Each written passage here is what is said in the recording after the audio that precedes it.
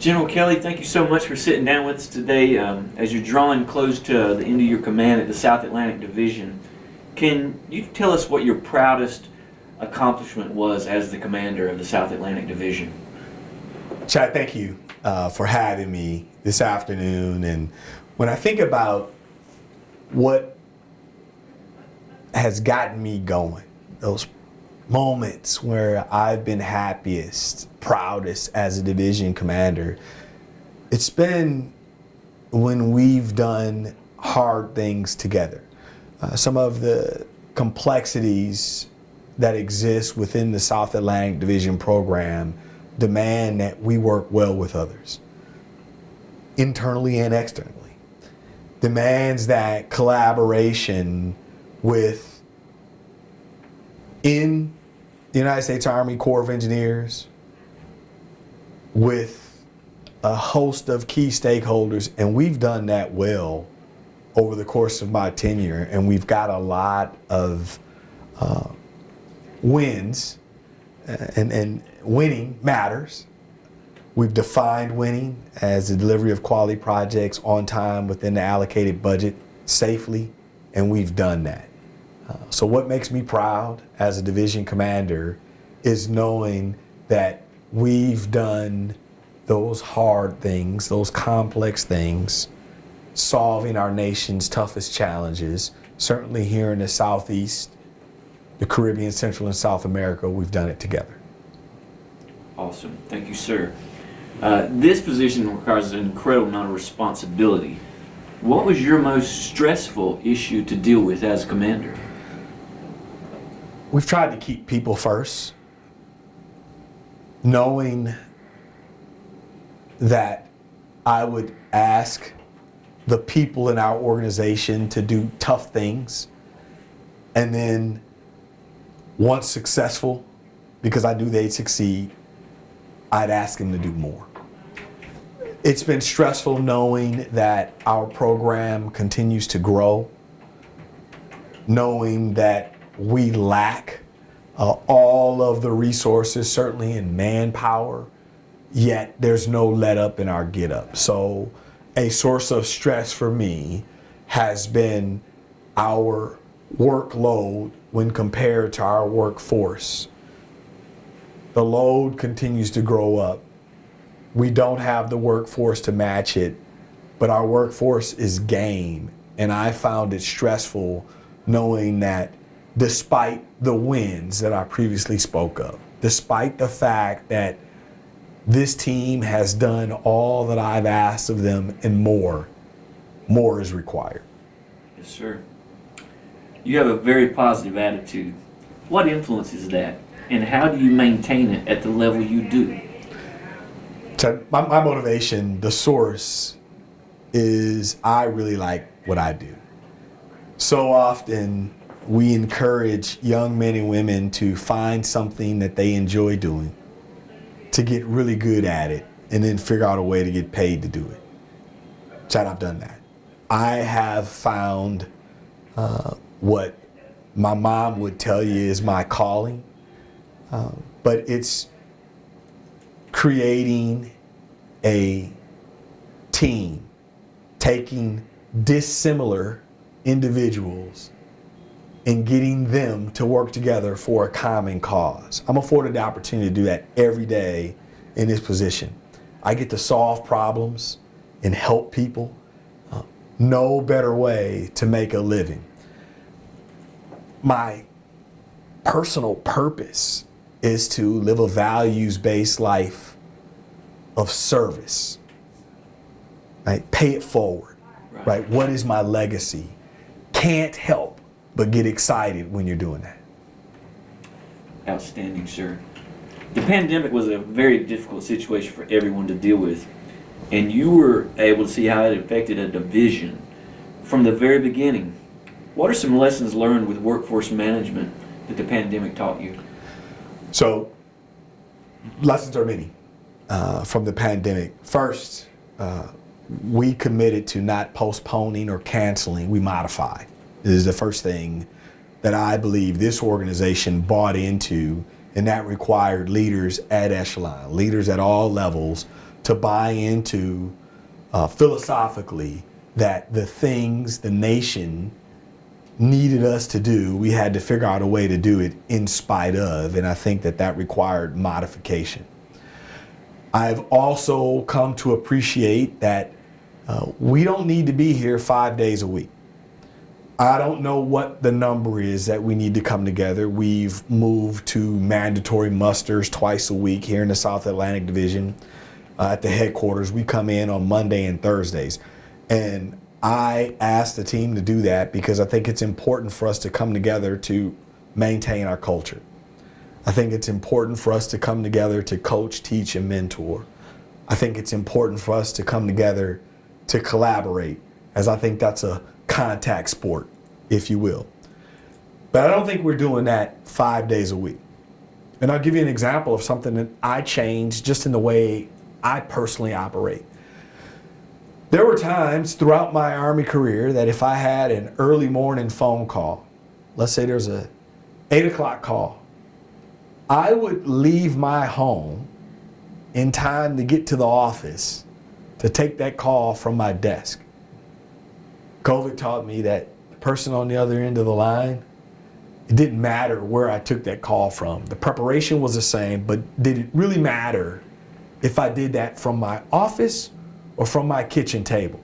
Could I stay and drink coffee, have a bit longer conversation with my spouse, see my son off to school, and still be present for my call? I could, I can, and I did. The same thing in the afternoon. There are times that at the end of my duty day, again, phone calls. Throughout my Army career, I've stayed in the office and taken that 1,600 phone call from my desk. But did it really matter if I did it from my desk? Perhaps I could get home in time to help my wife with dinner. Perhaps I can pick my son up from school and still be in position to take that phone call. The pandemic has taught me that I can do that. I can encourage others to do that, and we can have a more productive place where we all can do a bit better in our quest to achieve some degree of balance in our work and home lives. Outstanding. Your transition to a new command has come about quickly. What did you want to accomplish, but you ran out of time to do? Yeah, Chad, I think what I have not gotten to, this abrupt departure, and I consider it abrupt because normally you have about a year, right? We know when the change of command date is, and we're slowly but surely moving to that point in time. So what are you able to do? You're able to coordinate with subordinate units. This is going to be my last visit. We're going to have, I don't want to call it a farewell tour, but we are going to convene knowing that we won't do this again. We set conditions. The manner in which I'm departing, those things that I'm not able to get to, there are some aspects of this command and things that I would like to solidify. For example, the workplace transformation. I don't know that 2 days is enough. Maybe it's too much. I don't know that it's Monday and Thursday. What I would like to have is time to assess, time to analyze, time to talk to the senior leaders in this organization and adjust. I won't have that time. There are some other initiatives that we'll have to put in the parking lot because my stop is fastly approaching, and those aren't necessarily the things that will be acute. Those aren't the things that'll be urgent for my successor, so they'll go in the parking lot until such time that he's ready to take those on and deal with those. I wish that I had more time to close the deal, as I think the organization would benefit from my 2 years of experience and have an appreciation for what the morrow could look like given the experience that I've garnered in the last 2 years. Yes, sir. All right. Your next command is going to be at Fort Jackson. Now, you've made it clear that if you had your preferences, you'd stay here with us. But if you had to leave, you stated Fort Jackson was your number one choice. Tell us about Fort Jackson. Why is that important to you? Fort Jackson does basic combat training at a scale unlike any other training center in our Army. Fort Jackson will afford me the opportunity to be impactful in a way that I dream of. Fort Jackson will afford me the opportunity to contribute to our Army's readiness, the readiness for the future fight. Fort Jackson is going to allow me to be the first general officer that those civilian volunteers, those who volunteer to train and earn the right to call themselves soldier, will allow me the opportunity to be a part of that journey, and I'm really excited about it. Thank you, sir. To close out this interview, what would your message be to a young person that is starting their education, that is starting to look for a career field? What can you tell them to help them be successful? I would suggest that they embrace inconvenience. I would suggest that you get really good at handling hard well. I speak of this often. It's not something I can claim as original. Carol Lawson, basketball coach at Duke University, has a YouTube piece that I view often where she challenges her players to handle hard well, because there is no such thing as the easy bus. That really resonates with me. I'd first tell a young person that there are no bounds. You can be whatever it is you decide you want to be, if you're willing to handle hard well. That embracing of inconvenience. If you are going to have and do things of substance, do things that matter, I think you have some inconvenient, hard days in your future. He or she who consistently shows up, gives nothing less than their very best, I think will soon stand in the victor's circle.